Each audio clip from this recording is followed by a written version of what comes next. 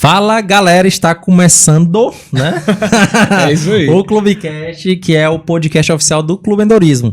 E galera, aqui... Calma aí, mais do que isso. O Clubecast vai ser o maior podcast de negócio e empreendedorismo do Ceará. Isso, e quando ele fala assim, vai ser, galera, é porque não é uma questão assim de si, é questão de quando, viu? Já tá se posicionando dessa forma, vocês vão ver a gente fazendo coisas diferentes como a gente já faz. É isso aí. E como sempre, galera, tem que trazendo aqui convidados mais que especial, galera. E esse cara aqui a gente demorou, viu? Que a agenda dele é corrida. E vocês vão entender por quê, né? A gente tá aqui com o Edson Ferreira, que é CEO, diretor-geral, né? Do Grupo Cidade de Comunicação. Que assim, vocês que não são aqui do Ceará, né? Quiser saber mais, é praticamente a Record. Né? A Record, como vocês conhecem, porque a gente aqui também atinge muita galera de São Paulo e tudo mais. Isso. Então, pro pessoal saber, galera, é a Record. E assim, como tá até comentando com o Ailton, eu conheço ele de algum local, mas ele dá na faculdade, só faz administração de empresa. Eu já vi ele rodando por lá, mas a gente descobriu que ele, inclusive, também é professor de MBA, né? De MBA. Não, o currículo do cara Eu até falei assim, acho que os 40 primeiros minutos aqui a gente vai discutir só do currículo dele, depois a gente começa o podcast. E pessoal, uma coisa que eu achei interessantíssima, o Grupo Cidade de Comunicação é o maior aglomerado de mídia eletrônica do Ceará. A gente vai bater um papo sobre isso, né? Saber por quê, quantos funcionários tem. Conheço, inclusive, algumas pessoas de lá, do Grupo Cidade. E é muito bacana a gente bater esse papo, porque a gente vai aprender muito, Ailton. Inclusive sobre governança corporativa. Tu sabe o que é? Rapaz, eu sei, assim, mais ou menos o que é, mas a gente vai aprender aqui com o nosso Eu tive essa aqui. cadeira aí, mas eu não tô muito lembrado, não. Vou relembrar agora. A gente que é empreendedor, a gente tem que saber disso, né? E pessoal, pra vocês estarem acompanhando aqui o Clubecast, o tema hoje vai ser como gerir uma grande organização, né? Como é esse processo, como foi que o Edson começou, né? Como é a carreira dele, tudo isso a gente vai saber hoje aqui e vocês vão poder, com certeza, aplicar no negócio de vocês. Edson, seja muito bem-vindo, muito obrigado aí pela tua participação.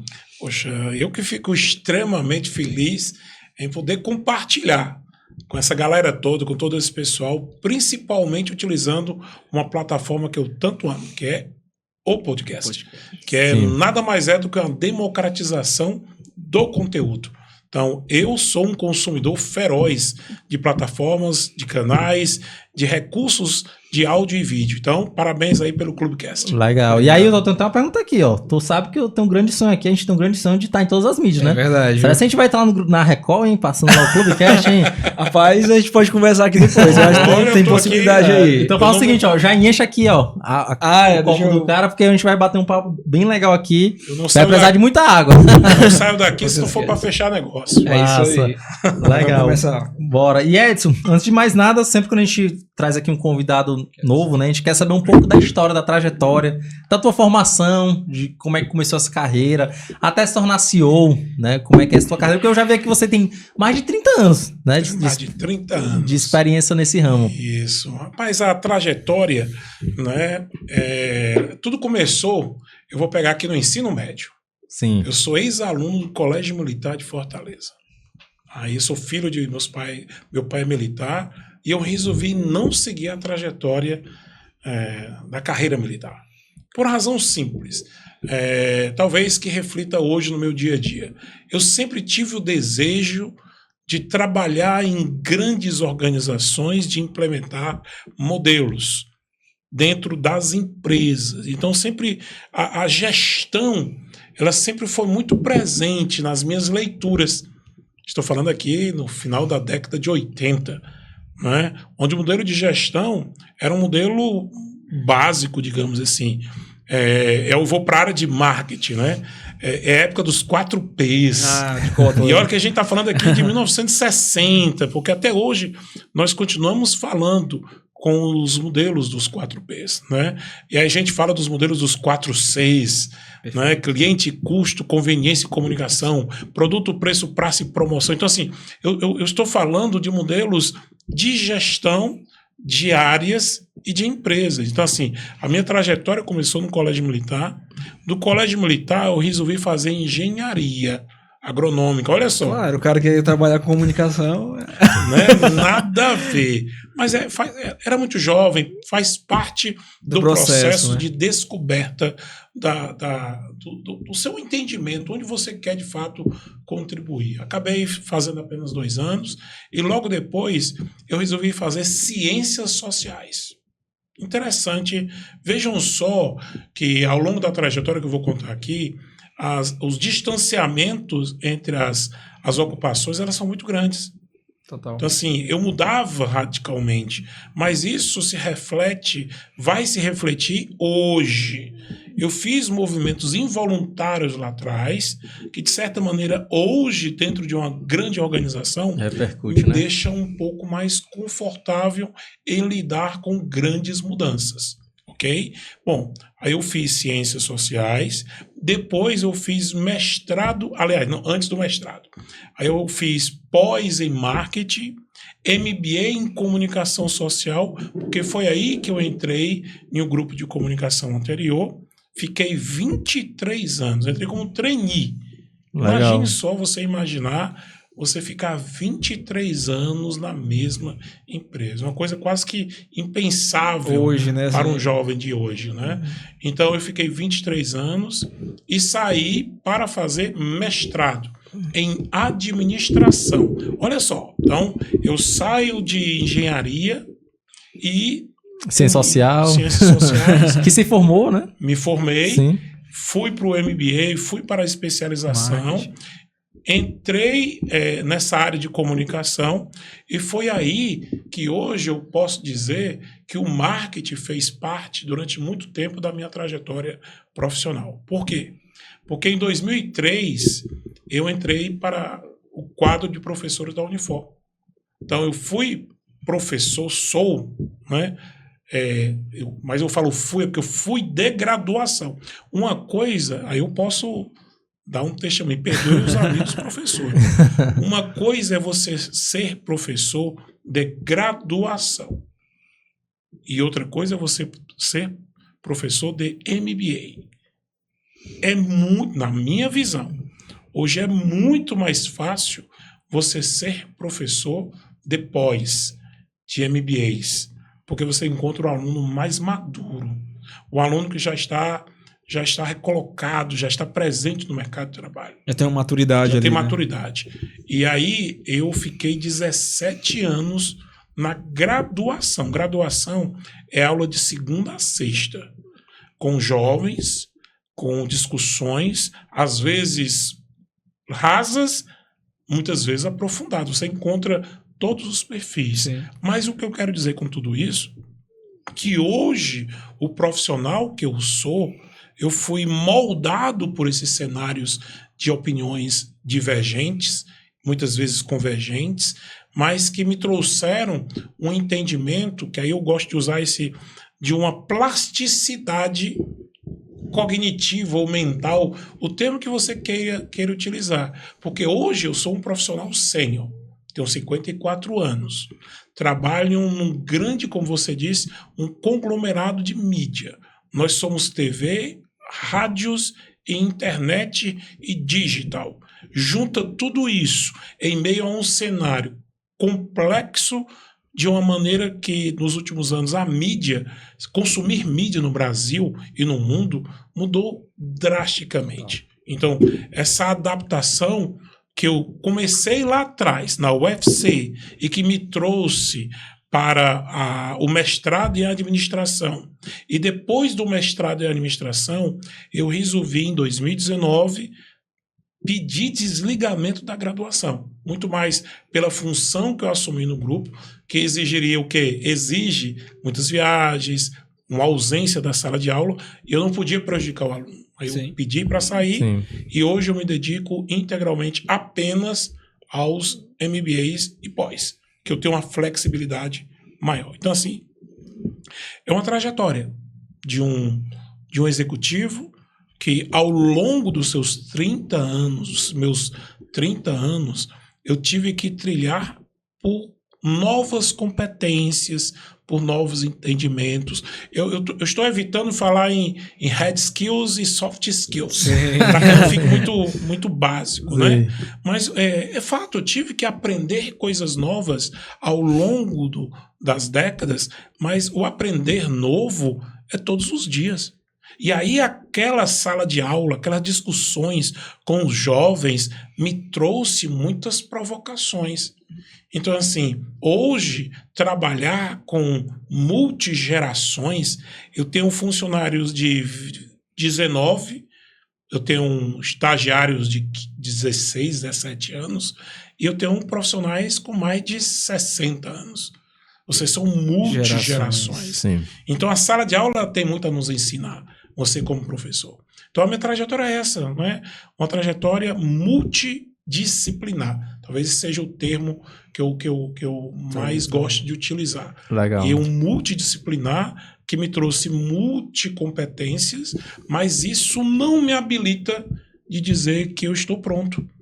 Entende o que eu quero dizer? Sim. Eu posso... Bom, até porque se você entrar, o que eu vou dizer agora é um pouco assustador, mas é real. Se você entra numa faculdade no primeiro ano, e se você ficar 4 anos lá cursando aquela faculdade, no 4º ano, o conhecimento que você adquiriu no primeiro e no 2º ano, há um grande risco desse conhecimento já estar obsoleto, né? Defasado. Então, assim, os ciclos de aprendizagem, eles estão mais rápidos e eles são mais curtos. Por isso que as micrograduações, por isso que aqueles conhecimentos fast, aqueles conhecimentos, né, em pílulas, eles são necessários. Por isso que o podcast ele é uma ferramenta poderosa de aprendizado. Porque nós não podemos mais, como executivos, e eu falo isso para todos os profissionais, entregar o nosso conhecimento a instituições. O que é que eu quero dizer? Quem tem que fazer a curadoria do seu aprendizado é você. É você. Total. É você que tem que construir a sua grade de aprendizagem. Isso é muito verdade, Edson. Eu falo mesmo, eu também tive muito isso. Depois que eu terminei a faculdade, eu considero que eu aprendi muito mais de marketing, de comunicação após eu ter terminado, porque eu passo dessa premissa de que a gente tem que aprender todos os dias. Então, desde faz que parte dos nossos valores também. tá nos nossos valores. Mas assim, se você, independente da sua formação, né, do que você quer seguir, se você não estiver disposto realmente a pagar esse preço, né, de ir atrás, de buscar, para poder se capacitar e achar que, me formei, tô aqui, não preciso mais... Agora é só executar, você tá indo para um... por isso que existem tantos profissionais aí que estão caindo fora do mercado, porque não tem mais espaço para esse tipo de profissional com esse tipo de mindset, né? Mas inclusive o que o Edson faz até, a gente tá comentando aqui das viagens, é justamente isso, né? Busca de aprendizado, né? Isso. Né? De novidades e tal. O viajar, né? Seja profissionalmente, seja no aspecto familiar, ele tem que trazer um aprendizado. Sim, por exemplo, eu fui agora no começo do ano, eu já fiz 2 viagens internacionais pelo grupo. Eu fui primeiro para uma imersão executiva com um dos nossos executivos, que é o Michael Dias, que é o filho do fundador, o mais novo. Então nós fomos fazer uma imersão lá em Palo Alto, na Califórnia. E eu posso afirmar para vocês, o que nós fizemos lá não foi turismo. Sim. O que nós fizemos lá foi um processo profundo de aprendizagem e discussão com vários ecossistemas de negócios e de tecnologia. Então, assim, não adianta ir se você não tiver uma cabeça aberta para aprender. Porque o conhecimento que você chega, quando você chega lá, você se depara sempre com novidades. Mas quando eu falo novidades, eu estou falando de inquietações. Um conhecimento que lhe inquieta. São provocações, né? E que muitas vezes está distante da sua realidade. Aí você fala, como é que eu vou aplicar isso no Ceará, em Fortaleza, no grupo que eu trabalho? Então, esse é o desafio que nós temos. Então, nós fizemos essa primeira imersão com o intuito de trazer insights e compreensões de cenários que nós poderemos e já estamos aplicando no Grupo Cidade de Comunicação. Quer um exemplo? Pode falar. A gente fala muito de inteligência artificial. Sim, tá em alta mesmo. Tudo é inteligência artificial, bacana. Como é que se aplica isso numa empresa de comunicação? No dia a dia, né? No dia a dia. E eu vou citar 2 exemplos, né, bem claros. Primeiro, qual é o papel da inteligência artificial? ganho de produtividade. O Brasil, infelizmente, nas últimas décadas, ele ganhou um percentual muito pequeno de produtividade. Então, o Brasil, ele talvez seja um dos países menos produtivos do mundo, certo? Mas você acha que isso é por conta... A gente tem muito... O que eu percebo, né? A gente tem muito ainda essa mentalidade do braçal, né? Da gente querer executar tudo. Sim. E também acho que é cultural, né? Também, Isso. também. Sim. São vários aspectos, né? Sociológicos E sim, envolvidos. exclusive. Né? Aí a gente já vai para a discussão sociológica e até mesmo antropológica, Sim. de compreendermos por que nós temos esse tipo de comportamento. Né? Entendo que nós somos uma nação que foi colonizada. Total. Nós não somos os colonizadores. Isso traz uma bagagem cultural Sim. forte, que aí reflete. Por que nós somos braçais? Porque Sim. nós fomos colonizados. Né? Nós somos aquela parte que foi conquistada. Então, assim, por que eu tô dizendo a história da inteligência artificial? Bom, se eu falar para vocês hoje, nós temos o portal GC+. Eu já tenho praticamente 30% do conteúdo do portal GC+, ele já é automatizado através de inteligência artificial. O que eu quero dizer é que nós temos parte das matérias, tipo clima. Imagina eu contratar um jornalista para escrever todos os dias para falar sobre o clima. Não precisa. A automação faz isso. Imagina eu contratar um jornalista para escrever sobre resultados de esportivos.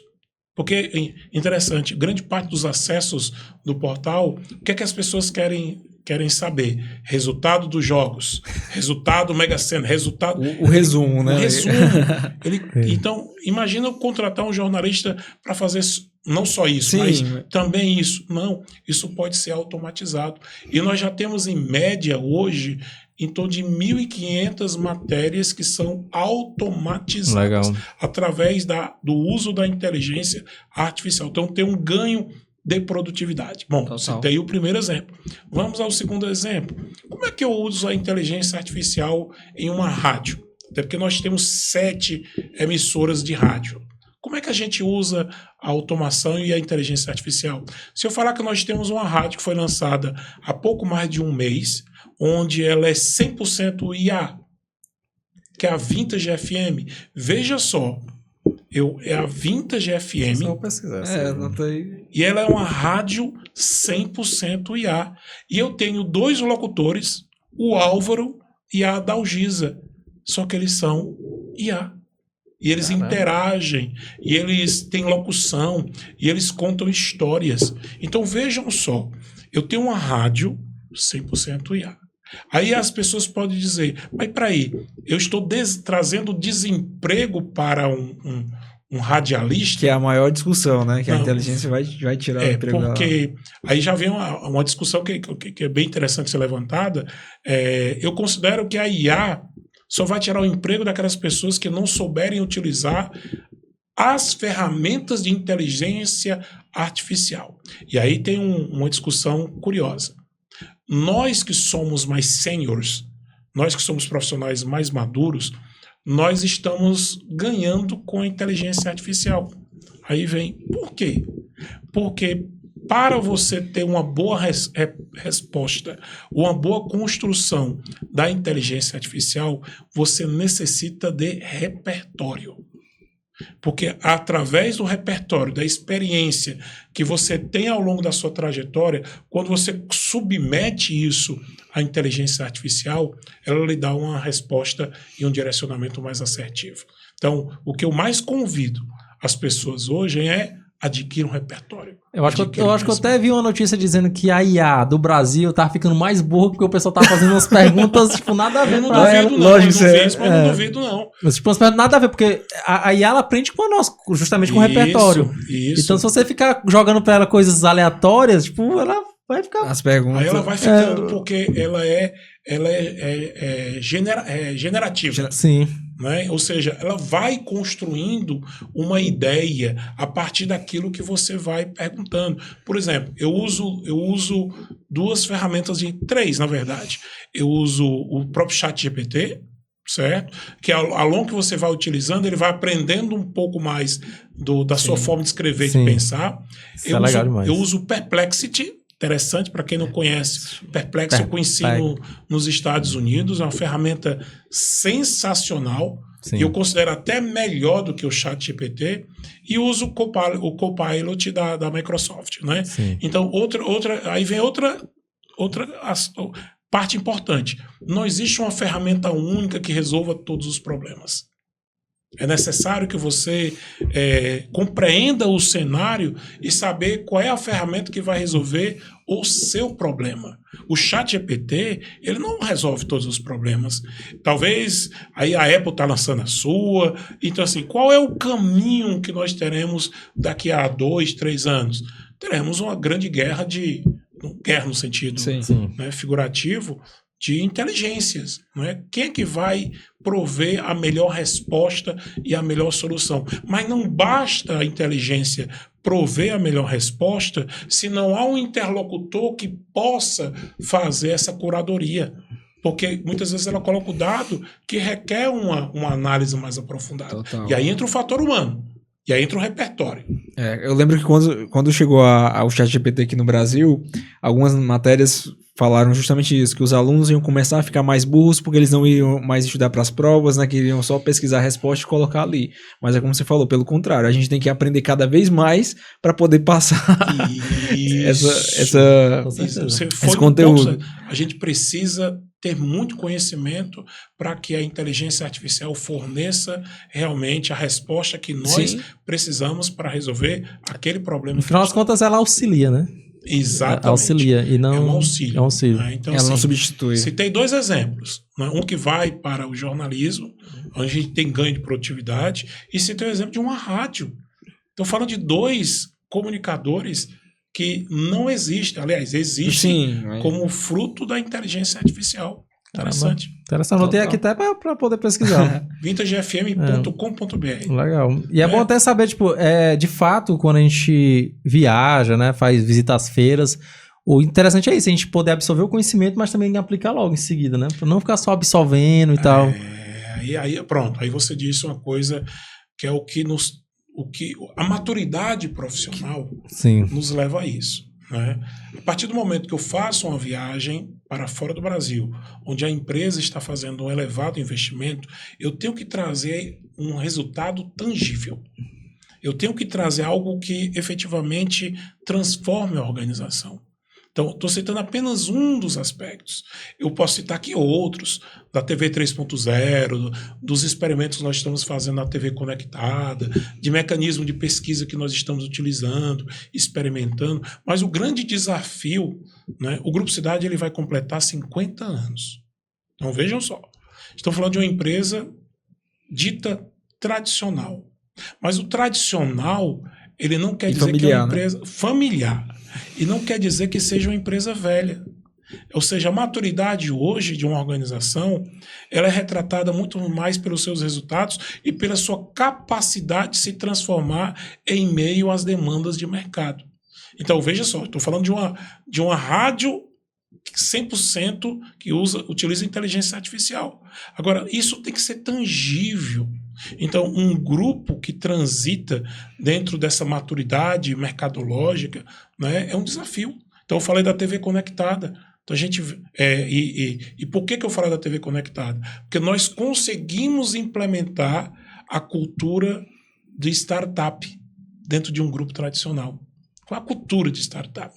É a cultura da experimentação, da celeridade, do teste, do MVP. Legal. Né? Então a gente começa, mas isso é colocado dentro de um grande grupo? Sim. Óbvio que a gente não pode fazer essa experimentação em produtos já consolidados. A gente vai por fatias, por etapas e mais. Experimenta, deu certo, a gente avança, não deu, corrige. Né? Então, assim, são desafios tremendos dentro da gestão de um grupo, né, de comunicação. E aí eu coloco na mesa um fato interessante. Talvez a pessoa que esteja ouvindo e assistindo aqui a nossa conversa diz, mas TV? Eu não assisto mais TV. Rádio? Rádio? Mas o Spotify? Aí é que vem um grande desafio. Por incrível que pareça, a internet ela não veio para destruir a TV ou o rádio. A internet ela veio complementar e ampliar a jornada. Óbvio que a maneira de se consumir mídia nos últimos anos mudou drasticamente. Total. E a TV dita linear, que é quando você coloca lá no canal, Sim. no nosso caso, 8.1, na TV aberta, a gente tem que levar em consideração que esse sinal ele atinge grande parte da população de classe menos favorecidas. Porque quem tem acesso a conteúdo de streaming, a canais de streaming ou plataformas de assinatura, são poucas pessoas. Porque o Brasil ele é continental, ele tem grandes desigualdades sociais. E a TV aberta no Brasil, ela é uma TV de qualidade. Diferente, por exemplo, na Europa. Lá em Portugal, a TV aberta é a TV estatal. Né? No mercado americano, a TV aberta é irrelevante. Né? Então, assim, o Brasil ele tem uma cultura muito forte na TV. O consumo de TV, por exemplo, no Ceará, gira em torno de 5 horas diário. É muita coisa. Muita coisa, verdade. E aí a gente vai para o rádio. O rádio com a internet e com o surgimento do Spotify, ele amplia a jornada. Porque o rádio, ele é uma ferramenta, um instrumento, melhor dizendo, que encanta, que aproxima, porque o Spotify, você tem que pagar para não ter acesso ao conteúdo de publicidade, Sim. que é assim que eles se monetizam. Né? O rádio também é a mesma forma. Não só pagando, como você estava comentando antes do episódio, né? A pessoa precisa ter rede no celular para poder conseguir consumir aquele conteúdo. Por mais que seja gratuito ali, né? Mesmo assistindo os anúncios, ele precisa ter o acesso à internet. Exatamente. Por exemplo, hoje, eu posso afirmar, como comentei anteriormente, eu consumo mais TV através do streaming do que do passado. Porque agora eu chego em casa, não preciso mais esperar o horário. Eu vou lá, é igual o menu. Eu quero assistir esse programa, quero assistir esse quadro, essa matéria. Não assisti o programa de gastronomia do Edil Costa, que foi exibido sábado, eu estava viajando. Eu posso escolher um dia e assisto. Né? Então, o meu consumo de mídia aumentou nos últimos anos. E não é porque eu trabalho no meio, é porque é uma forma que nós temos acesso a conteúdo. Agora, temos que fazer um corte. Eu tenho uma TV Smart, eu tenho internet de alta velocidade, eu tenho um smartphone, né, com um plano de dados robusto. Infelizmente, as desigualdades sociais, elas prejudicam a expansão, né, do conteúdo. Por isso que o grande parte da população consome TV e consome rádio porque é gratuito.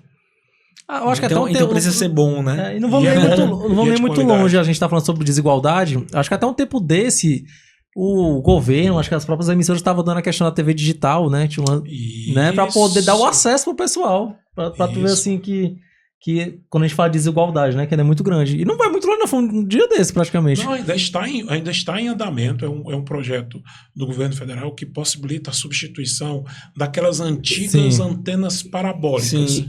Aí existe uma nova banda chamada banda KU. Essa banda KU é um outro espectro que não entra em conflito com o 5G. Aí é uma questão mais de tecnologias, certo? Então essa banda KU, ela necessita um receptor e uma antena nova. E as pessoas de baixa renda têm acesso a isso através das políticas de governo. Então, bom, estamos falando de um modelo de tecnologia.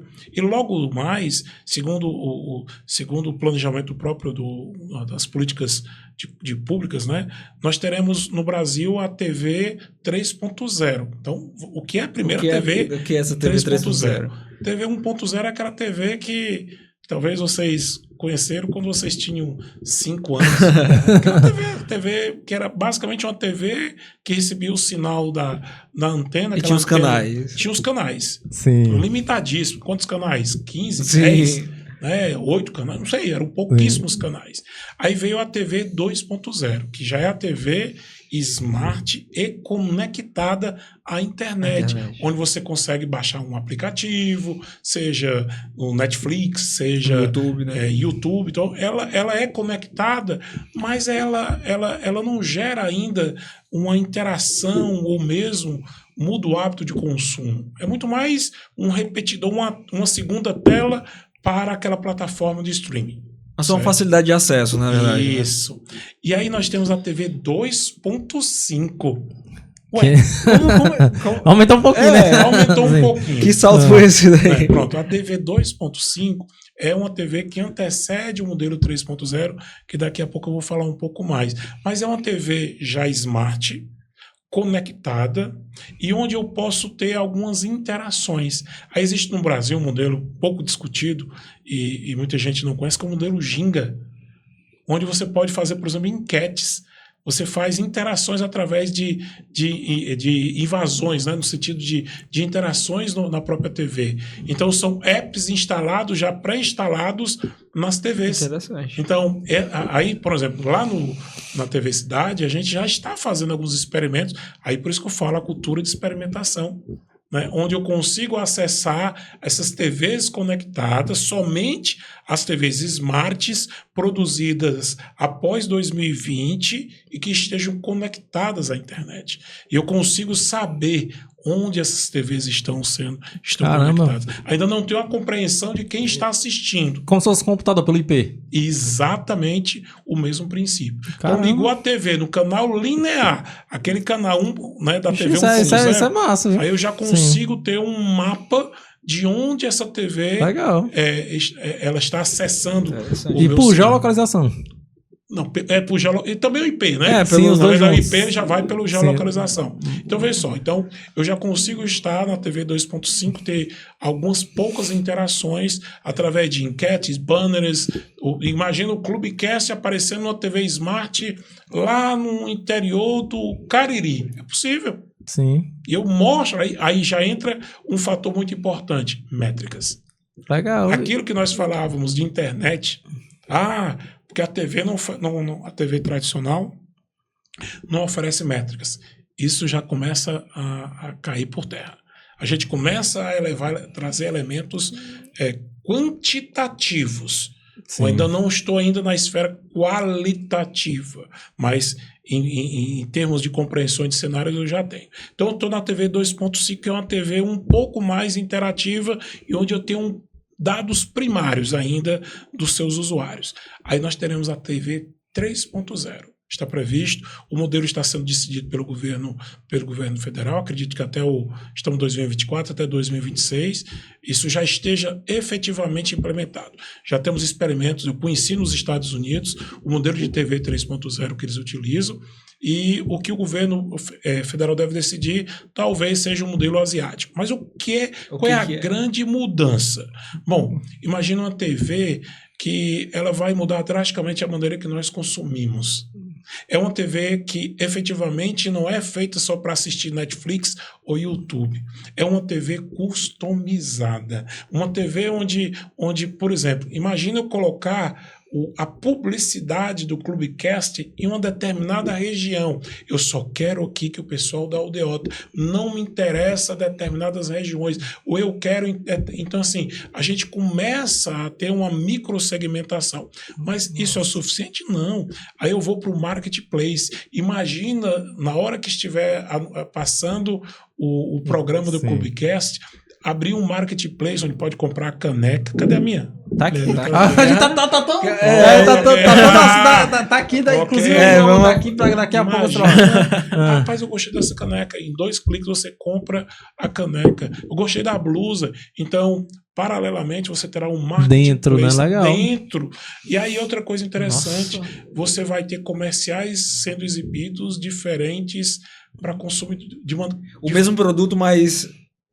Produtos diferentes oferecidos a consumidores distintos. Não, mas isso que ele comentou, tipo, já surgiu um monte de ideia aqui. Tipo, isso que ele comentou só em ter o IP E a geolocalização, tipo, ele tem uma métrica de ele saber, tipo assim, o meu público tá naquela região. Isso. Então, tipo, é mais direcionado. A publicidade, as coisas. Publicidade. Inclusive, se eu for atrás de empresas, então já consigo, ó, se aqui a gente consegue atingir esse público, isso é top. E aí, vejam só, agora imagina eu juntar essa métrica da TV junto com o digital, eu amplio essa jornada e que vou para o smartphone através dos bots de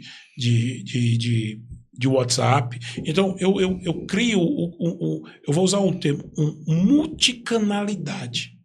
Porque hoje o consumidor ele não sabe mais nem de onde é que ele está recebendo a informação, a notícia. Se é do smartphone, se é da TV, se é do rádio, se é da internet, se é do Instagram, se é do TikTok, ele já não sabe mais de onde é que vem a informação. Sim. Mas o mais importante é que ela chega. Então, o papel dos grupos de comunicação é encontrar e adequar essa jornada. Mas outra grande vantagem que eu entendo como a TV 3.0 será a revalorização do conteúdo regional. O que é que vai diferenciar uma TV no estado do Ceará de um streaming? Na verdade, é o conteúdo regional, onde nós temos expertise nisso. Então, o entendimento da nossa cultura, da nossa regionalidade, do nosso linguajar, do perfil do público, ele será muito bem tratado na TV 3.0, onde eu conseguirei entregar produtos regionalizados, microsegmentados, direcionados a públicos, e não apenas na TV em si. Eu tenho outras plataformas. Então, a TV, quando a gente fala TV 3.0, não é só aquela TV pendurada na parede. É um device que se conecta a outro, que está na sua rede social, que está com o seu smartphone e que tem uma compreensão do seu comportamento. É um delete total no modelo fordista, né? Exatamente. Então, é um desafio tremendo, né? Legal. E essa a gente estava falando aqui de como gerar uma grande organização. Eu queria saber um pouco de números lá do Grupo Cidade, tipo, quantos funcionários direto, indireto. Você comentou que tem uma questão aí de idades, né? Tipo, eu tenho desde o cara que tem 19 anos até um cara que já tem 60 e tal. Isso. Mas quantos funcionários é atualmente lá no grupo, assim, que você faz essa gestão? Bom, o grupo ele tem aproximadamente, são 283 funcionários. Já tivemos mais, já tivemos mais de 400 funcionários. Só que aí a gente começa a entender essa nova dinâmica de mercado. Não é a dinâmica do Grupo Cidade, é uma dinâmica de fazer mais com menos. As estruturas organizacionais, aí entra o modelo de gestão, elas visam o ganho de produtividade. Automaticamente, os funcionários eles precisam ter multicompetências.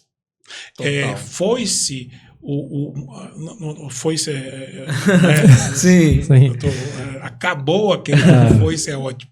Acabou aquele modelo do funcionário apenas especialista.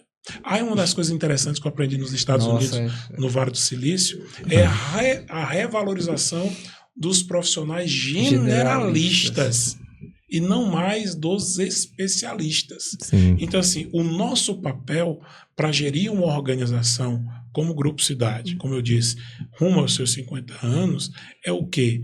É de nós termos profissionais que não apenas tenham múltiplas competências, mas que tenham a capacidade de reaprender.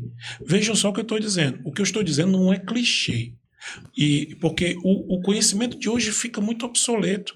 Bom, a gente está falando de viagem, logo eu também agora em março eu estive na NAB, que é a maior feira de broadcast do mundo, que acontece lá em Las Vegas. Adivinha um ponto alto da feira? Automação e inteligência artificial.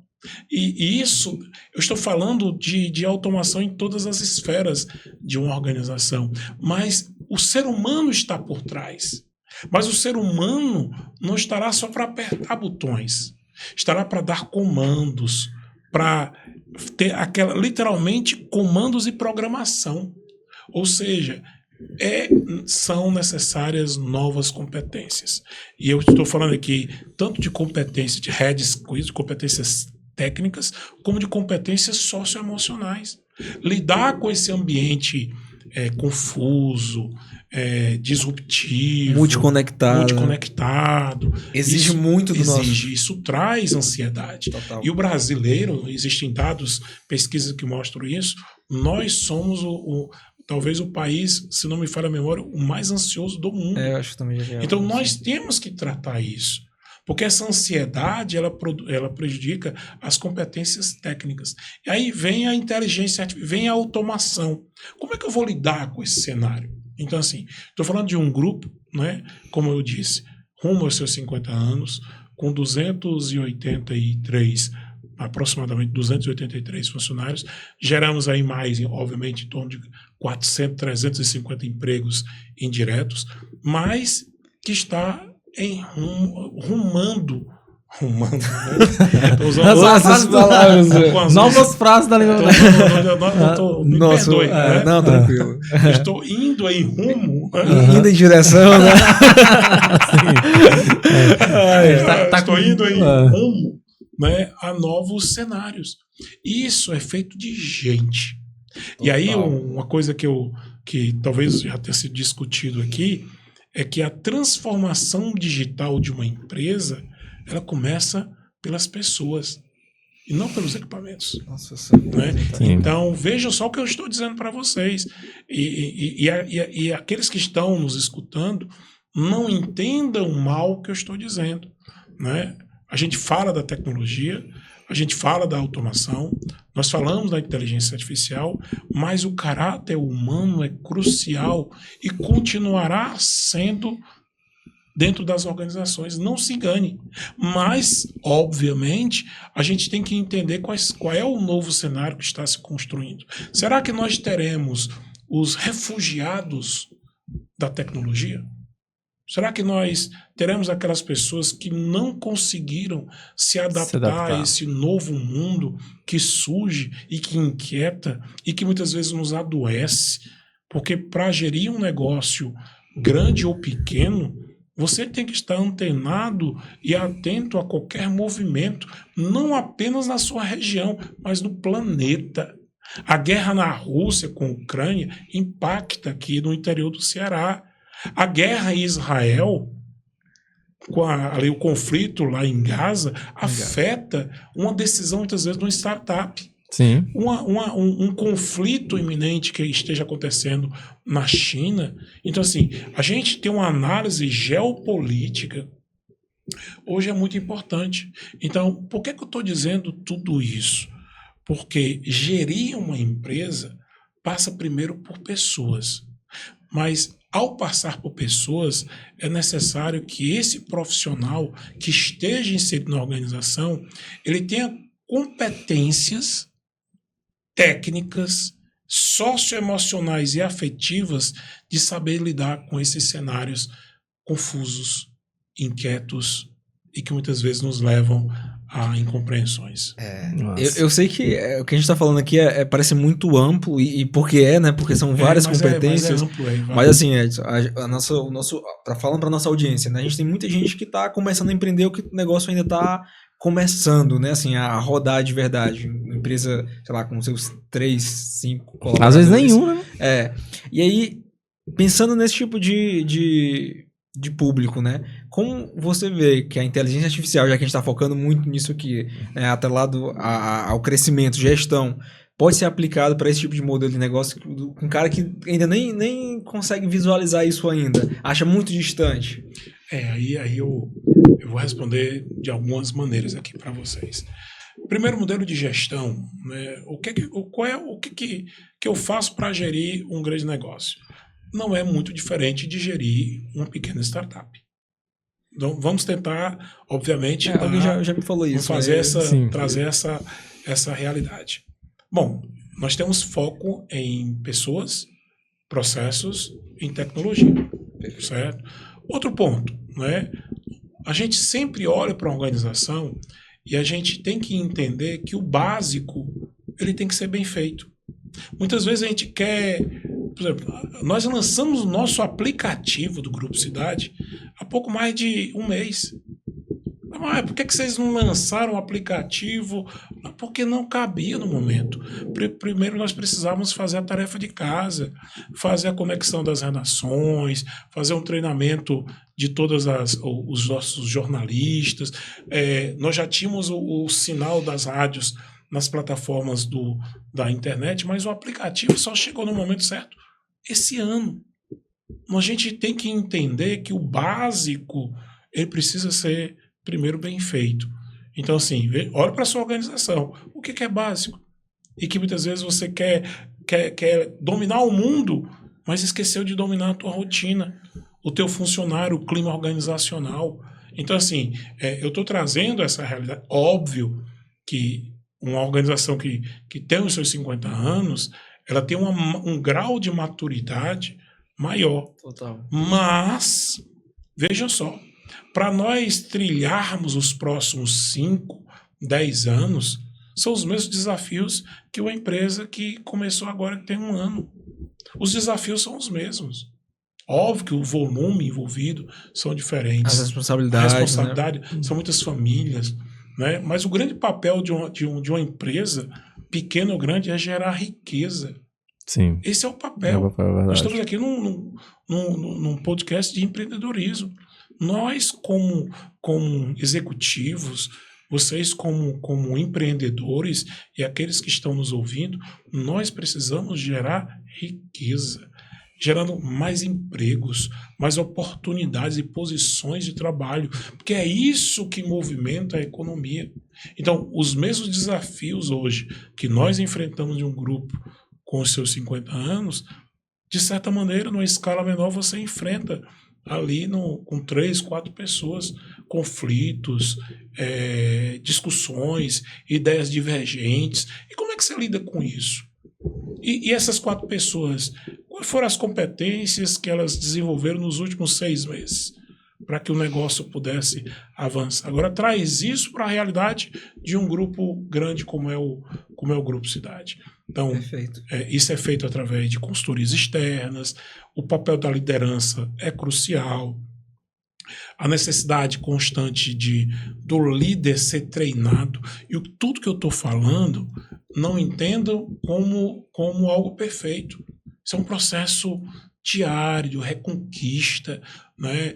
Ninguém é linear na vida. O executivo ele não começa, acorda de manhã todos os dias do mesmo jeito. Aquela rotina perfeita, né? Então, isso precisa, as próprias organizações entendem isso.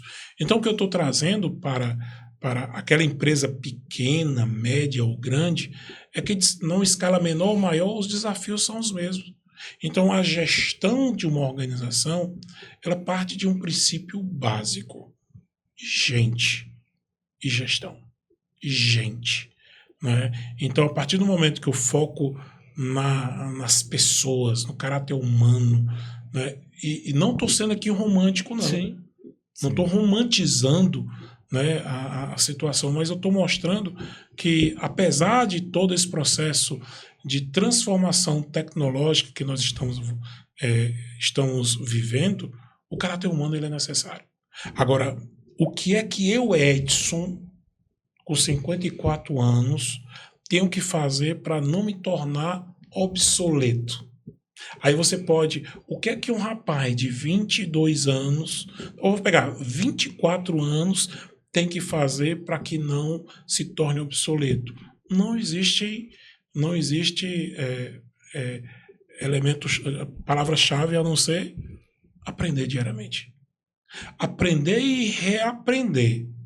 Porque esse conhecimento hoje ele é muito líquido, né? O que era ontem não me valida para amanhã. E se eu for implementar, aí vem a gestão. Se eu acho que o que eu fiz ontem e que me fez sucesso vai me garantir o sucesso para o próximo ciclo, isso não acontece. Verdade. Por isso a necessidade de compreender cada vez mais multiscenários. Né? De compreender não apenas o seu local, o seu nacional, mas o seu mundial, o seu global. Né? E isso é uma jornada difícil. né? Não vamos. Isso é uma jornada que requer muito esforço, dedicação, requer muita leitura, muitos estudos. E aí vem uma grande vantagem. Hoje, nós temos muitos instrumentos de aprendizagem, né? Óbvio que eu, como professor, sei que é muito difícil para um aluno hoje entrar numa faculdade e ficar 4 anos lá, 5 anos. Mas é necessário. Mas encontre micrograduações, encontre modelos que sejam fast, que se adequem mais à sua rotina, que seja híbrido, que seja presencial, enfim, encontre o seu modelo. Mas hoje nós temos muito mais recursos e é isso que eu faço trazendo para a minha realidade. É isso. Hoje eu não posso parar 4 anos, entre aspas, né, para ficar me dedicando só a um curso. Não, eu vou atrás de múltiplas de outras competências disponíveis muitas vezes gratuitamente. Participo de muitos grupos de executivos. Aprende com a experiência do outro. Com né? experiências, trocas de problemas, análise de cenários. Eu gosto muito de me sentar com executivos, porque ali é um aprendizado, uma troca de dores. Legal. Né? É uma troca. Por isso que é importante a questão das comunidades, né? Você fazer parte. Porque assim, quando eu penso em empresas, vamos pegar o cara que tem uma empresa pequena. E às vezes empresa grande, às vezes tem um conselho, né? Empresa Exatamente. pequena, o tem cara... uma estrutura, né? Isso, que a gente vai já até chegar nesse ponto. Mas assim, se o cara tem uma empresa pequena, o conselho dele pode ser participar da comunidade. E pronto, você foi perfeito. Que aí eu sento com um cara aqui e falo, cara, é o seguinte, na minha empresa... A gente tá fazendo eu tô fazendo isso e tal. O cara, meu irmão, eu tô fazendo dessa forma. Então esse insight, ele acelera aquele processo que o cara tava tentando resolver. Eu vou citar um outro aprendizado que eu tive no Vale do Silício. E aí, a gente tem que Vale do Silício. Tem que planejar aí pra gente poder... Quando o Edson for a próxima vez, aqui no Brasil, a gente tem uma tendência a não querer compartilhar as nossas ideias. Nossa. Porque tem medo que o outro vai roubar. E quando você vem pra cá, Edson, pra cá, pra nossa terra aqui, eu não sei você, mas eu sinto muito isso. Um receio, né? Sim. Aí vem um aspecto cultural, óbvio. Bom, existe gente que pode pegar a sua ideia, mas se ele pegou a sua ideia e foi mais rápido do que você, onde é que está o erro? Dele é seu, né? Sim. E onde é que está? Por que você teve a ideia e não executou? Sim. Por que você demorou? Né? Total. Até porque o conhecimento ele é muito, ele é exponencial. Sim. Né? Então assim, lá no mercado americano, né, eles têm essas trocas. E não tem receio do outro. Esse cara... Não, o cara está tão preocupado com as suas próprias ideias, planejamentos, e ele tem muito mais... Ele quer contribuir com a evolução do seu negócio. Então, assim, trazendo a realidade para cada um de nós aqui. Participe de ecossistemas de negócios. Participe de clubes, entendo a palavra clube como aquelas pessoas que têm um entendimento muitas vezes aprofundado da área que você trabalha. E o Ceará vem se desenvolvendo muito com esses clubes de executivos. Eu participo de vários, não apenas de um. Sim. Eu participo de vários porque eu sei o quanto é necessário eu como executivo, aí vem a gestão. Eu como executivo estar inserido nesses ambientes de discussão para saber se aquilo que eu estou procurando implementar ele se encaixa ou não no mercado, ou se o outro já fez e onde eu posso evitar erros. Verdade. Então isso não é nem dica, é quase uma obrigação. Que vamos convidar o Edson para participar do clubendorismo. Então esse é o desafio. Então, o que me faz, assim, se eu pudesse dar um conselho, seria isso: se conecte. Conexão. Esteja conectado. Mas o conectado, muitas vezes, com temas que não são do seu dia a dia, mas que são aderentes ao seu negócio. Sim. Tipo assim, bom, eu, por exemplo, não tenho formação na área de economia ou de finanças, mas eu participo de um grupo de executivo de finanças.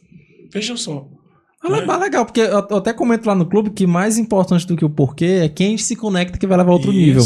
E tipo assim, se eu quero acelerar meu processo em relação eu não tenho um conhecimento de finança, mas eu procuro quem, né, isso com certeza acelera muito. Tá tendo um retorno aí do áudio, né? É o fone. Aí eu só o fone ali. Show. Então, por exemplo, eu participo da AGE, CDL, Anshan, LEAD, e assim vai. Sim. Né? É clube, é sênior, Sim. executive club. Sim. Então, assim, onde eu puder estar inserido. Isso é bom. Mas eu estou inserido lá para que eu seja confrontado. Sim. Entendem?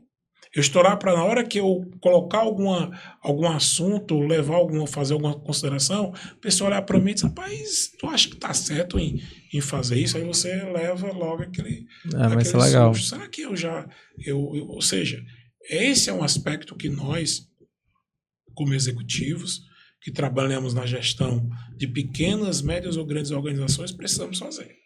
Isso é indiscutível. E Edson, qual é o desafio de gerenciar? Porque eu falo assim, quando a gente começa um negócio, né? Tipo assim, tô eu e a Ita, que a gente tem 2 colaboradores. A cultura é mais presente porque tá próximo, né? Mas quando tem 283 pessoas, como direcionar essa galera para um objetivo ali da empresa? Quais são os desafios que essas grandes organizações têm quanto a isso? Bom, aí se vocês me permitem, eu vou começar a entrar no aspecto da governança corporativa. Que inclusive eu queria que você explicasse para a audiência o que é esse tema, né? Porque muita gente nem conhece. Tipo assim, o que é governança, né? E eu preciso ter um grupo grande para ter governança ou eu posso ter... Boa pergunta. Olha, governança corporativa nada mais é do que a aplicação de princípios básicos de gestão. Eu vou citar aqui. Uma empresa pequena, ela pode viver sem transparência? Uma empresa pequena pode viver sem prestação de contas? Uma empresa pequena, ela pode viver sem equidade, sem integridade? Não. O que eu estou dizendo aqui para vocês são exatamente os pilares da governança. Integridade é um principal, talvez seja um primeiro pilar da governança. Integridade da organização. Posso eu, né, como grupo de comunicação, não ter integridade? Eu que trabalho com notícia, eu que trabalho com curadoria de conhecimento. Então, se eu não tenho integridade, seja no aspecto organizacional, seja na entrega do conteúdo para os nossos ouvintes, telespectadores e usuários, eu estou ferindo um princípio da governança. Integralidade. Integridade. Integridade. Integridade. Aí vem um outro ponto. Chama-se accountability. Prestação de contas. Sim. Accountability. Toda empresa, seja com 2 pessoas, tem que existir prestação de contas. É necessário. Então, assim, a gente começa a implementar, né, ao longo dos anos. Por isso que eu fiz o curso do IBGC, Instituto Brasileiro de Governança Corporativa, quem eu indico demais aqueles que estão nos ouvindo que investiguem e comecem a se aprimorar desses conceitos de governança, porque são cruciais para a sobrevivência de uma organização. Então, quando se fala sustentabilidade, é um princípio da governança. Não é? Quando eu começo a falar sobre equidade, ou seja, tratar todos da mesma maneira, de maneira igual. Isso é um princípio da governança. Então a gente começa a ter uma compreensão prática de uma organização que parte da sua integridade e chega até a sua sustentabilidade, indo até pela transparência, pela responsabilização e pela equidade. Então, a gente começa a ter um cenário de gestão. Né? Essa é a gestão. E ela não se aplica apenas a grandes organizações. Existem conselhos que tratam com startups. Startups, muitas vezes, eu já fiz parte de conselho da Amarelo Saúde Mental, fui parte do conselho dela. Né? Então, assim, a gente começa a adentrar nessa esfera de uma gestão corporativa. Nada mais é de boas práticas que são implementadas em toda a organização. E que para um startup é essencial, viu? Porque às vezes ele começa com a ideia, mas não tem a gestão para poder ter a base, né? Isso.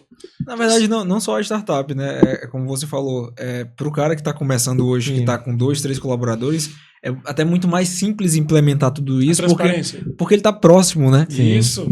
O desafio é para você que está hoje à frente de um grupo tão grande, né? Então, eu entendo que tem essa ansiedade de o fulano tá fazendo tal coisa, mas começa fazendo, lógico, sempre pensando grande, mas começa organizando o que você consegue fazer ali, que é possível e até mais prático de ser aplicável, né? Então, Exato. Então, assim, né, o que a gente sempre coloca aqui, talvez seja a palavra mais dita, é um desafio. Sim. É um desafio. Sempre nós estaremos enfrentando desafios. Não temos mais essa coisa de que o mundo é linear.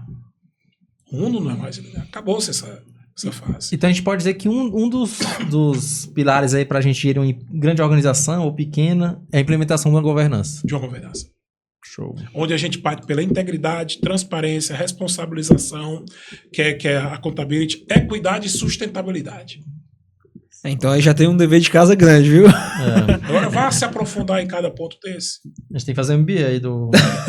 Entra no site do IBGC e comece a compreender. Sim. Por exemplo, eu fiz um programa também da Fundação Dom Cabral. IBGC. É IBGC, Instituto Brasileiro de Governança Corporativa. Existem outras esferas de governança. Governança familiar, por exemplo. Que no caso o grupo é familiar? É familiar. Familiar, né?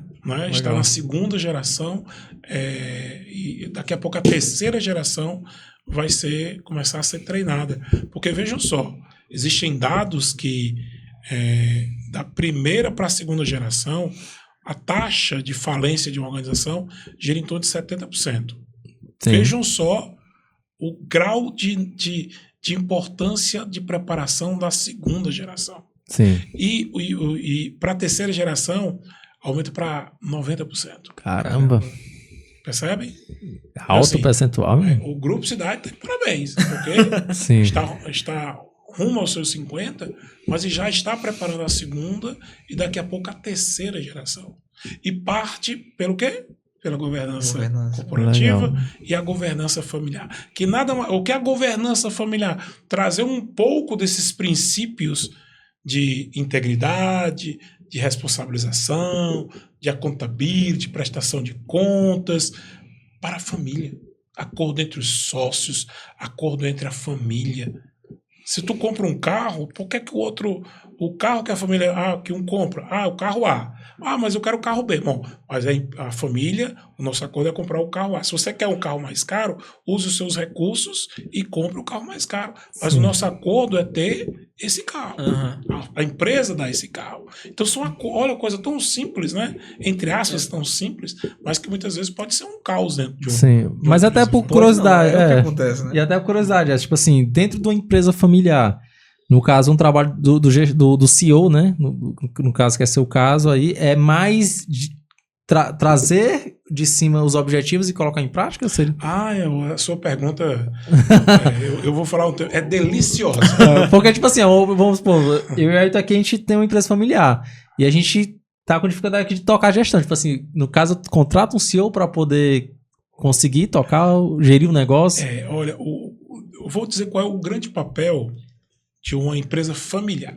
Na verdade, quando eu falo, as maiores empresas do mundo são empresas familiares, não é? No Ceará tem a mais antiga empresa familiar, que é o Grupo Teles. Grupo Teles. Antiga Ipioca, lembra? Sim. Eu acho que, inclusive, a gente teve um episódio com o Severino, né? O neto do São Luís. Acho que ele comentou mesmo desse Grupo Teles. Isso, o Grupo Teles, que é antiga, que foram donos da Ipioca, que foi vendido. O São Luís vai completar praticamente 100 anos. A gente falou assim, a mais antiga? Ele, não, tem uma mais antiga. Vale a pena, ele comentou. Só para vocês entenderem quanto que é a longevidade de uma empresa, e a das mais antigas do Brasil. É familiar. É uma empresa familiar cearense. Do Brasil? Do Brasil. Caramba. É cearense. Eles foram comprados, né, não? Foram. A Ipioca foi comprada pela Diageo, né? Porque a Black White e tal, Red Label, assim. Isso. Sim. Eles foram adquiridos, né? Sim. Mas o Grupo Teles ainda domina grande parte não tem as marcas, né? Mas o Grupo Teles é o mais antigo. Então, Desculpe, o que é que eu estou querendo dizer com tudo isso, né? A organização, ela tem o papel do diretor, do executivo, é crucial, Sim. porque a família estabelece as diretrizes dos dividendos. Quanto é que a gente quer? Desculpe, quanto é que a gente quer? Isso é passado para o presidente da empresa. Entendi. Ok? Sim. Que é o presidente da empresa e, ao mesmo tempo, pode ser o presidente do conselho da família ou conselho consultivo. Uhum. O presidente se desdobra isso para o diretor geral e executivo, que é a função que eu ocupo. Bom, dessa meta estabelecida, que é tratativas com sócios e com o presidente, há um desdobramento para as demais áreas. Então, esse é o modelo ideal. Sim. Esse é o modelo ideal. E isso requer gestão de áreas, de processos, de equipes, requer uma capacitação muito forte, porque para que haja esse desdobramento de metas, onde eu, que sou diretor, cobro aos diretores abaixo de mim e eles automaticamente vão cobrando do seu corpo de funcionários, para que todo mundo esteja integrado, né? Mas, em teoria, é muito fácil. Em teoria é muito fácil, né? Mas óbvio que executar isso no dia a dia requer um mapeamento de gestão muito, muito próximo, né?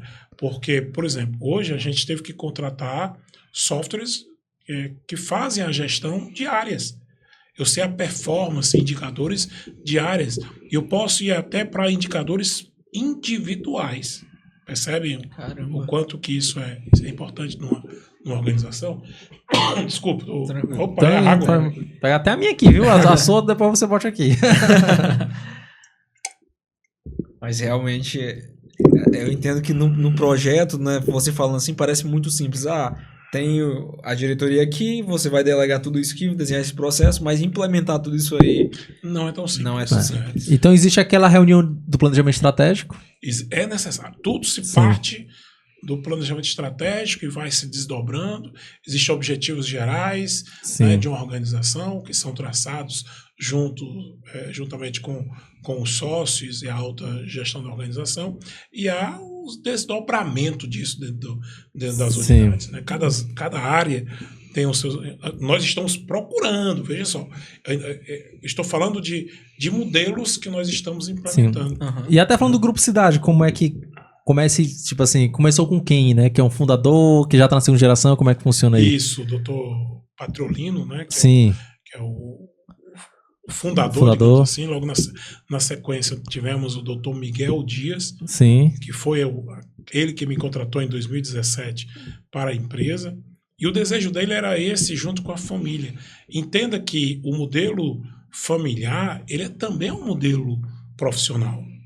Engana-se quem acha que as famílias não têm gestão profissional. O que a gente pode discutir é que, às vezes, as famílias querem um modelo de mercado. São coisas distintas. Eu nunca posso dizer que uma família não é profissional. Ela é profissional. Mas, óbvio que existem necessidades que vão evoluindo e que o mercado cobra, e aí se vem o executivo. Se contrata o executivo para implementar novas metodologias, implementar novos processos, como você disse, né? Gestão de indicadores, de processos. Isso é necessário dentro. Isso cabe muitas vezes ao executivo. Legal, bacana. E uma coisa que eu até também fiquei com curiosidade, né? Porque, tipo assim, quando a gente trabalha com empresa familiar, querendo ou não, você tem aquela... Tipo assim, eu sou o dono, né? Então... eu que mando aqui, né, nessa parada, né? Como é que consegue, tipo assim, eu sei que tem a questão do conselho, toda a gestão, mas como é que consegue conciliar tudo isso? Tipo assim, eu faço parte da geração tal, vou entrar na empresa, como é que eu entro? Eu começo lá de baixo? Como é todo esse trabalho dentro de uma organização familiar? Olha, é uma pergunta bem interessante, né? Eu entendo, por exemplo, o processo que hoje nós estamos implementando com um dos sucessores é o processo de profissionalização. Ou seja, ele como filho, ele vai assumir a gestão um dia, mas ele vai conquistar essa gestão. Sim. Ele está sendo treinado para isso. Ele está sendo moldado para isso. Não é pelo fato de ser filho, parente, pronto, agora eu... Coloquei, ele tá... Sim. Não. As empresas modernas exigem um novo modelo. Então é isso que a gente vem implementando. Né? Por exemplo, nós temos um dos sucessores que fica, de certa maneira, supervisionado e mentorado por mim, para que ele cada vez mais cresça. E que lá na frente ele tenha condições de ocupar uma função, um cargo de diretoria e, quem sabe, até a minha própria função. Eu tenho que ser o responsável pelo desenvolvimento dessa pessoa, de entregar esse conhecimento. Então, uma empresa familiar, profissional, moderna, ela já capacita os seus sucessores de uma maneira completamente diferente. Por isso que se estuda fora, se viaja, se treina. Não que isso não tenha aqui no Brasil, tem sim. Se tem viagens aqui no Brasil, cursos no Brasil, existem. Então, assim, existe uma necessidade de conhecimento técnico muito grande. Mais uma vez, é um desafio. Que eu acho que é o sonho de todo fundador, né? Tipo assim, que o filho consiga perpetuar e aí vai geração. Geração. Sim. Mas o filho tem que querer. Tem que querer, sim. Porque se ele não quiser também, ele pode ser um acionista, tipo, não tem problema nenhum. Querer, ele tem que, e o querer, né, é uma decisão pessoal. Porque tem gente, às vezes, o filho, eu quero ser médico, eu quero ser advogado, eu quero isso, quero ser aquilo, eu quero abrir minha própria empresa, né? Não, e tem outros, não, eu quero dar continuidade àquilo que foi construído. Eu quero multiplicar essa riqueza. Eu quero gerar, então, se está nesse estágio A, B ou C, eu quero que o estágio daqui a alguns anos esteja muito melhor através da minha contribuição. Então, eu acho que isso é muito gostoso. Né? Isso é muito. Então, eu trabalho com empresas familiares há muitas décadas e essa maturidade, quando ela é entendida, quando ela é compreendida, fica muito mais fácil. Né? Fica muito mais fácil compreender a necessidade. Por exemplo, eu sou o executivo, eu não sou da família, mas eu estou lá como papel também de gerenciar a organização, mas também de formar novos líderes. Sim. O grande papel do líder é formar novos líderes. Verdade. Agora, veja só, eu estou pegando isso de algum livro, não, isso é uma prática de mercado. Sim. Porque se eu, como líder, não formar novos líderes, eu sou um líder incompetente. Sim. Eu tenho que formar pessoas que estejam aptas a me substituírem no futuro. Porque nós, como executivos, isso é o nosso papel. Então, veja só, estou falando de executivos formando outros. E veja a responsabilidade de formar membros da família. É muito mais bacana. Sim. Para não falar desafiador.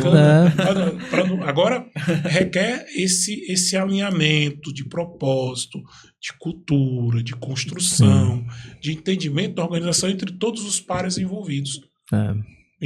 Porque eu posso dizer, mas peraí, o Edson está preparando uma pessoa para o substituir há alguns anos? Sim.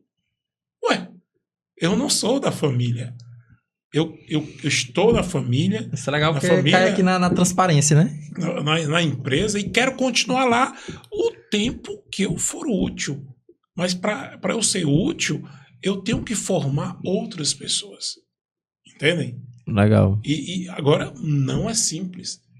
Não é simples porque requer vontade, requer tempo, requer dedicação de todas as partes envolvidas. Sim. E eu também tenho que ter um papel de procurar aprender com os outros. Eu não sou o que sabe tudo. O conhecimento, ele é uma troca. Eu aprendo com ele aprende comigo. Total. O que ele sabe, que eu não sei, me ensina. O que eu sei, que pode acelerar o processo dele ou de outros. É assim que a gente vai fazendo que uma organização ela avance. Sem romantismo. Existem disputas, existem conflitos, né? Desculpe, existem conflitos. Aproveita e enche aí logo do Edson. Existem conflitos, mas eles são necessários. Sim. E quando eu Se quiser falo, falar algum rapaz, jeito, pai, pode quando eu falar. ligo isso aqui, peraí, deixa eu Se desligar. quiser falar algo, já pode botar aí, pode Eu atender. vou colocar, Ou senão não, bota o modo eu avião. tô querendo colocar aqui no... Colocar aqui já. Aí tu faz o corte aí, né? Não, que a gente é assim mesmo, tem corte não. Aí A eu gente vou botar aqui no modo avião que. é no ao vivo mesmo. Pronto. Agora não acontece mais. Tá no modo avião, eu ter colocado desde o do início, né? Aproveitar para tomar uma água. Então, assim, esse é o papel de entendimento, né? Eu tenho que ter uma compreensão que o meu papel na organização ele é um papel que tem um ciclo. E eu quero estender esse ciclo até o máximo possível. Uhum. Mas eu tenho que contribuir com a organização. Com certeza. Eu não sou um profissional ad eterno, porque eu não sou da família. E nem mesmo aquele que é da família pode se entender. Na verdade, ninguém é, né? Porque o nosso tempo aqui na Terra é finito, né? Então, por mais que você, não, independente se é familiar ou não, você reter isso para você, como você fala, não formar novos líderes ou pessoas que vão assumir aquela posição ou aquele cargo ali dentro da empresa do que você está fazendo, isso vai acontecer querendo ou não. Se você vai capacitar ela ou não, aí é uma contribuição sua, né? Então, mas você, como nesse papel, nessa posição, realmente tem essa obrigação e tem essa clareza, como o Bruno falou, transparência de entender que esse é o meu papel e eu tô aqui para isso e fazer isso acontecer de verdade. Para quando chegar esse período de transição... Isso! Que faz parte, né, da associação. O negócio perpetue porque você contribuiu com aquilo ali. Exato. Isso é legal. E qual é o meu papel na organização daqui a 5, 10 anos? Eu tenho que construir isso. Sim. Não é? Será que é na função que eu estou? Será que é em outra função?